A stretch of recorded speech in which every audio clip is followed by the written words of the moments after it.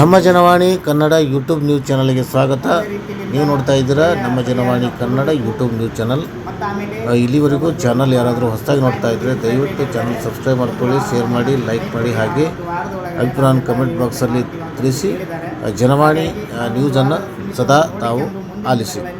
ದಿನಾಂಕ 23/1/2025ರಂದು DYFI ಬಳ್ಳಾರಿ ಜಿಲ್ಲಾ ಸಮಿತಿ ಮತ್ತು ಬಡ ಕುಟುಂಬದ ಜನಸಾಮಾನ್ಯರೊಂದಿಗೆ ಬಳ್ಳಾರಿ ಜಿಲ್ಲಾ ಕೇಂದ್ರದ ರಾಯಲ್ ಸರ್ಕಲ್ನಿಂದ ಜಿಲ್ಲಾಧಿಕಾರಿಗಳ ಕಚೇರಿವರೆಗೆ ಬೃಹತ್ ರ್ಯಾಲಿ ಪ್ರತಿಭಟನೆ ಮಾಡಿ ತೋರಣಗಲ್ಲು ಪ್ರದೇಶದ ಬಾಲಕಿಯ ಮೇಲೆ ಅತ್ಯಾಚಾರ ನಡೆಸಿದ ವ್ಯಕ್ತಿಯ ಮೇಲೆ ಕಠಿಣ ಶಿಕ್ಷೆ ಮತ್ತು ಬಾಲಕಿಯ ಕುಟುಂಬಕ್ಕೆ ಆರ್ಥಿಕ ನೆರವು ನೀಡಲು ಒತ್ತಾಯಿಸಿ ಹೋರಾಟ ಮಾಡಲಾಯಿತು. ಈ ಪ್ರತಿಭಟನೆ ಮನವಿ ಪತ್ರವನ್ನು ಮಾನ್ಯ ಬಳ್ಳಾರಿ ಜಿಲ್ಲಾಧಿಕಾರಿಗಳ ಮೂಲಕ ಮಾನ್ಯ ಮುಖ್ಯಮಂತ್ರಿಗಳಿಗೆ ಪತ್ರ ಮತ್ತು ಸಂಬಂಧಪಟ್ಟ ಇಲಾಖೆಗಳಿಗೆ ಕಳುಹಿಸಲಾಯಿತು. ಈ ಸಂದರ್ಭದಲ್ಲಿ ಪ್ರತಿಭಟನೆ ಕುರಿತು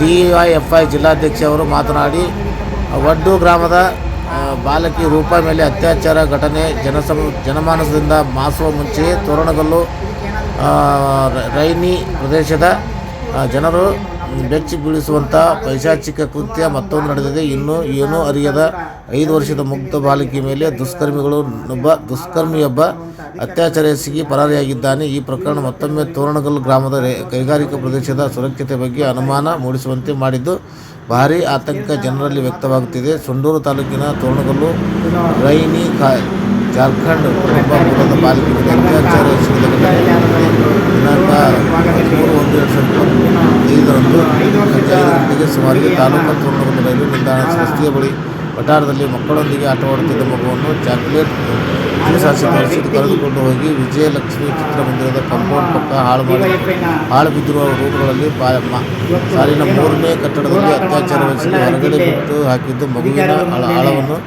ಅಳವನ್ನು ಕೇಳಿ ರಕ್ಷಿಸಲಾಗಿದೆ. ಪೊಲೀಸರು ಬಾಲಕಿಯನ್ನು ಆಸ್ಪತ್ರೆಗೆ ಕರೆದೊಯ್ದು ವೈದ್ಯಕೀಯ ಪರೀಕ್ಷೆ ನಡೆಸಿದ್ದು ಭಾರತೀಯ ನ್ಯಾಯ ಸಂಹಿತೆ ಸೆಕ್ಷನ್ 65/2/12 ವರ್ಷದೊಳಗಿನ ಮಹಿಳೆ ಅತ್ಯಾಚಾರ ಮತ್ತು ಲೈಂಗಿಕತೆಯಿಂದ ಮಕ್ಕಳ ರಕ್ಷಣೆ ಕಾಯ್ದೆ ಅಡಿಯಲ್ಲಿ ಎಫ್ಐಆರ್ ದಾಖಲಿಸಿ ಅತ್ಯಾಚಾರ ಎಸಗಿದ ದುಷ್ಕರ್ಮಿ ಮಂಜುನಾಥ್ ಎಂಬುವನು ವಿವಾಹಿತನಾಗಿದ್ದು ಕಮಲಾಪುರ ನಿವಾಸಿಯಾಗಿದ್ದಾನೆ ಅಂತ ತಿಳಿದು ಅವನನ್ನು ಪತ್ತೆ ಹಚ್ಚಿ ಸಾಹಸಮಯ ಕರ್ತವ್ಯದೊಂದಿಗೆ ಜೈಲಿಗೆ ಒಪ್ಪಿಸಿದ್ದು ಸಾಗುತ್ತಾರೆ. ಇದೇ ರೀತಿ ಕಠಿಣ ಶಿಕ್ಷೆಗೆ ಒಳಪಡಿಸಬೇಕೆಂದು DYFI ಬಳ್ಳಾರಿ ಜಿಲ್ಲಾ ಸಮಿತಿ ಒತ್ತಾಯಿಸುತ್ತದೆ. ಇದುವರೆಗೆ ಸಂಡೂರು MLA ಮತ್ತು ಜಿಲ್ಲಾ ಮಕ್ಕಳ ಇಲಾಖೆ ಹೊರತುಪಡಿಸಿದರೆ ಯಾವ ಜನಪ್ರತಿನಿಧಿ ಅಧಿಕಾರಿಗಳು ಭೇಟಿ ನೀಡದೆ ಸೂಕ್ತ ಪರಿಹಾರ ಕುರಿತು ಮಾತನಾಡದಿರುವುದು DYFI ಖಂಡಿಸುತ್ತದೆ. ಆದ್ದರಿಂದ ಈಗಲಾದರೂ ಎಚ್ಚೆತ್ತುಕೊಂಡು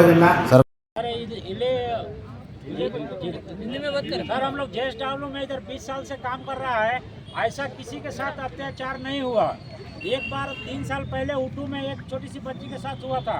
अभी हम उत्तर भारत से है, झारखंड से है, हमारा छोटी बच्ची LKG में पढ़ने वाली के साथ है, ऐसा अत्याचार हो रहा है। सर कैसे सरकार हमारे ऊपर ध्यान दे। हम लोग बाहर से अपना जीवन के लिए यहाँ पे काम करने के लिए आए हैं, हमारा बाल बच्चा सुरक्षित नहीं है यहाँ पे। कर्नाटक सरकार हम लोग को सुरक्षा दे, कर्नाटक सरकार हम लोग को सुरक्षा दे और जो काम ऐसा दुष्कर्म किया है उसको फांसी दे, ये हम लोग की तरफ से डिमांड है।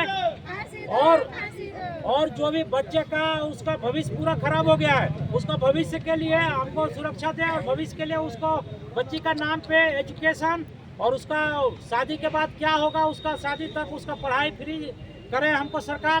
इस तरह हमारा ये चाहिए, हमको डिमांड है। और बाकी ये इस तरह से अन्याय और किसी फैमिली के साथ ना हो बोल के ये हमारा सरकार से, ये हमारा SP साहब से, हमारा MLA साहब से ये है कि बಳ್ಳಾರಿ डिस्ट्रिक्ट में वो यहाँ पे सभी डिस्ट्रिक्ट से सभी स्टेट से आदमी यहाँ पे आया है। ये स्टेट को थोड़ा इंडस्ट्रियल एरिया है, यहाँ पे थोड़ा ध्यान दे और किसी फैमिली के साथ ऐसा ना हो। हमारा बच्ची का तो लाइफ बर्बाद हो गया, एक ही बच्ची थी हमारी, ऐसा और किसी बच्ची के साथ ना हो बोल के हमको न्याय चाहिए। और सभी लोग को ये शिक्षा मिले कि इस तरह बच्चे के साथ ना घटना घटे बोल के सरकार इस पे थोड़ा कड़ा कदम उठाए।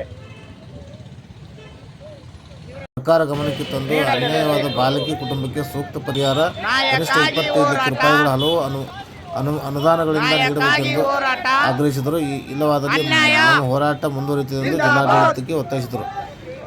ಇದೇ ರೀತಿ DYFI ಸಂದರ್ಭದಲ್ಲಿ ಬಳ್ಳಾರಿ ಜಿಲ್ಲಾಧ್ಯಕ್ಷ ಯು ಯರಿಸ್ವಾಮಿ, ಜಿಲ್ಲಾ ಕಾರ್ಯದರ್ಶಿ ಸ್ವಾಮಿ, ಉಪಾಧ್ಯಕ್ಷರಾದ ಬೈಲಾ ಹನುಮಂತ, ವೆಂಕಟೇಶ, ಮುಖಂಡರಾದ GS ಸೇರಿಸ್ವಾಮಿ, ನಾಗಭೂಷಣ್, ಸಿವಿನ್ ತಿಪ್ಪೇರುದ್ರ, ಮಸ್ತನ್ ಸಾಬ್, SFI ಸಂಘಟನೆಯಿಂದ ಜಯಸೂರ್ಯ, ರಾಜು, ವರದರಾಜ್, ವಿಶೇಷ ಚೇತನರ ಸಂಘಟನೆ ಕುಮಾರ್, ಹೋರಾಟ ನಿರತರಾದ ಸುನಿಲ್ ಚೌಧರಿ, ದೊಡ್ಡಬಸಪ್ಪ, ಶಂಭು ಚೌಧರಿ, ಅಜಿತ್, ವಿಕಾಸ್, ಧನೇಶ್ವರ್ ಚೌಧರಿ ಮತ್ತು ವೇಡ್ ಪ್ರಕಾಶ್, ಜಿತೇಂದ್ರ ಚೌಧರಿ, ಅಮರ್, ಅನಿಲ್, ಮಹಿಳಾ ಮುಖಂಡರಾದ ಚಂದ್ರಕುಮಾರಿ, ಸಂಗೀತ ದೇವಿ, ರಷ್ಯಾ, ಆಶಾ, ಚಂದ್ರಾವತಿ ದೇವಿ ಇತರರು ಭಾಗವಹಿಸಿದರು. ಈ ವರದಿಯನ್ನು ಎನ್ ಕುಮಾರಪ್ಪ, ಜಿಲ್ಲಾಧ್ಯಕ್ಷರು, ಕರ್ನಾಟಕ ರಾಜ್ಯ ಅಂಗವಿಕಲರ ಪಾಲಕರ ಒಕ್ಕೂಟ ಬಳ್ಳಾರಿಯವರು ನಮ್ಮ Janavani Kannada YouTube news channel ಜೊತೆ ಹಂಚಿಕೊಂಡಿದ್ದಾರೆ. ಅವರಿಗೆ ಧನ್ಯವಾದಗಳು.